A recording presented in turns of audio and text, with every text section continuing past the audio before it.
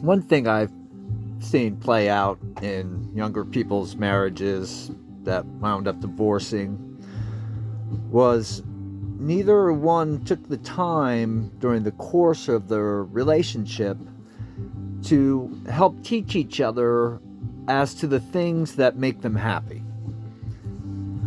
Now, if I was a marriage, if I was given advice, I would tell them to start the practice of watching each other's behavior during the day and finding one thing that they can make a positive comment about.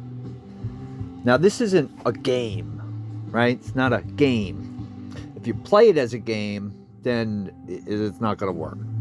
If you're going to do this properly, what you're going to do is watch and then notice when the person does something that you actually like, that makes you feel positively towards them, and then you tell them, you did this, and here's the thing, it has to be specific. It can't be at the end of the day, well, you were pretty good today. Well, it's like, no, that's not going to work. Now, you have to notice something they actually did, and it usually starts with something trivial. It's like, I really appreciate the fact that you took your dirty dinner plate off the table, rinsed it off, and put it in the dishwasher. Or, I really like that you filled my cup with ice and filled it with tea and brought it to me when I didn't even ask you to. It made me feel special. Now, you may think that's so trivial, it's hardly even worth commenting on. But no, not at all. It's exactly the specific thing that you comment on if, in fact, it did make you happy, right? So think of that in behavioral terms. If you want someone to do something that you like, you should tell them when they do something that you like so they know what you like. But the problem is for people, if you do that, you're putting yourself on the line too, right? Because if the other person knows what you like, they can withhold it from you, right? So people don't do that unless they trust each other. I mean, you're really not going to do that unless you trust someone. You're not going to really tell them what makes you happy. Now, I've seen marriages that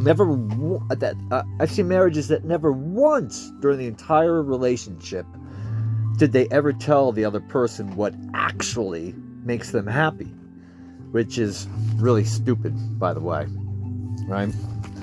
If you want to have a really miserable time of it, that's an excellent way to start. You could also add to that the presumption that if they really loved you, they would know what makes you happy, which is also just idiotic to think. Your partner's no smarter than you, just like you don't have a clue what's going to make them happy unless they tell you. So it takes years and years of communicating. I like when you do this. Again, being specific. You go to college for 4 years to be taught and trained, right? So you have to be, you have to use repetition and be judicious about it for years.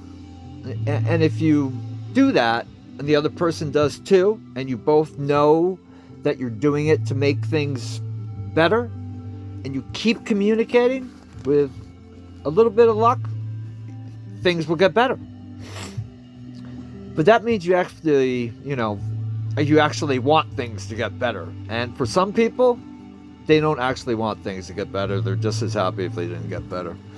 So that's why a lot of divorce keeps rising. No one tells people these things, or they just don't care to know, or they just have relationship failure after relationship failure, and they're just dumbfounded as to why.